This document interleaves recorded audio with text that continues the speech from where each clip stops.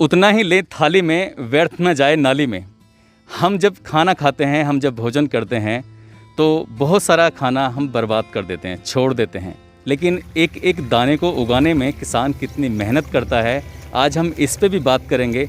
लेकिन फ़िलहाल जो मौसम चल रहा है, इस मौसम में धान की फसल की बुवाई होती है और कैसे धान की फसल की बुवाई होती है, ये हम इस बारे में बात करेंगे।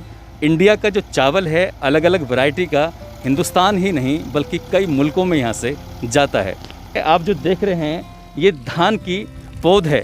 इस पौध को तैयार करने में कितना वक्त लगा, इन लोगों ने इस पौध को कैसे तैयार किया है, इस बारे में बात करेंगे। तो इन लोगों से पूछते हैं। 20 दिन में तैयार होती है। पहले बोनी पड़ती है, क्यारी बना करके ऊपर बीज डालना पड़ता है, फिर पानी करना पड़ता है। तो अब इसको आपने उखाड़ेंगे तो ये खराब नहीं होगी? नहीं जी, क्यों खराब नहीं होगी। ये अभी लग जाएगी तुरंत ताज़ा ताज़ा, और जो 2-4 दिन की पड़ी रहेगी तो खराब हो जाएगी। अच्छा, 2-4 दिन ऐसे ही रहेगी तो खराब होगी।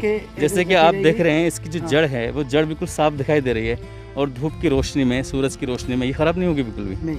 अच्छा, ये नहीं होगी। तो ये जैसे ज़मीन में लगेगी तो फिर अपने आप से होने लगेगी? अपने आप से होने लगेगी। 3 दिन में ये कांटा पकड़ लेती है, उसके बाद चल जाती है। देखते हैं फिर। अभी ये लोग जो इस पौध को तैयार कर रहे हैं, यानी कि इस तरह की गड्डियाँ बना रहे हैं, और गड्डियाँ बनाने के बाद यही पौध जाकर उस सामने खेत पर जहाँ पर ट्रैक्टर चल रहा है, अगर आपको हम ट्रैक्टर दिखाएंगे तो एक एक बिलान की दूरी पर ये पौध लग जाएगी। और उसके बाद क्या प्रोसेस होता है, इसके एक्सपर्ट हैं, हम उनके एक्सपर्ट से बात करेंगे, वो क्या कहते हैं इस बारे में। आफ्टर रिटायरमेंट मैं देखिए अपने खेत पर खड़ा हूँ, और मैंने सोचा कि जो भी मैंने भारतीय कृषि अनुसंधान संस्थान में कार्य किया है उसी को अपने खेत में आगे बढ़ाया जाए। तो इसी कड़ी में आज हमारे खेत में धान की ट्रांसप्लांटिंग चल रही है। गन्ने के खेत में मैं खड़ा हूँ, पीछे ज्वार है। तो ये बड़ा ऐसा एक व्यवसाय नहीं कह सकते, एक शौक़ है जो लोगों की आजीविका का भी भरण पोषण के लिए बहुत ही एक पुनीत कार्य कह सकते हैं, पायस वर्क है।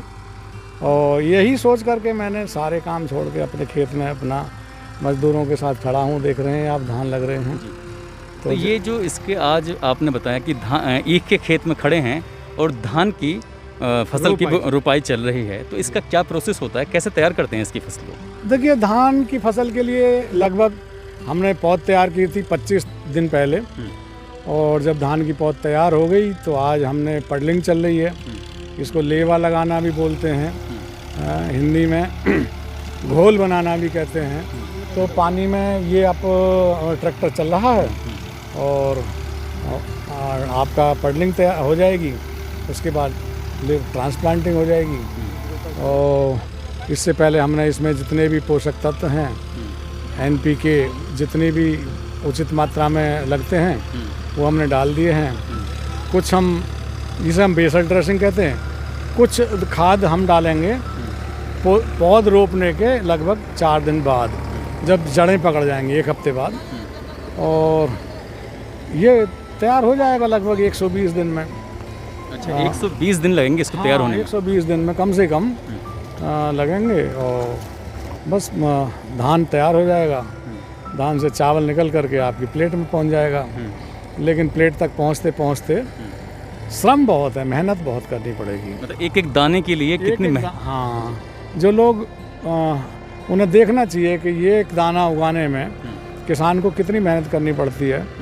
तो मेरा अनुरोध यही है, प्रार्थना है सभी लोगों से कि भोजन को व्यर्थ न फेंकें। अक्सर देखा गया है कि पार्टियों में, शादी विवाहों में लोग भोजन को वेस्ट बहुत करते हैं।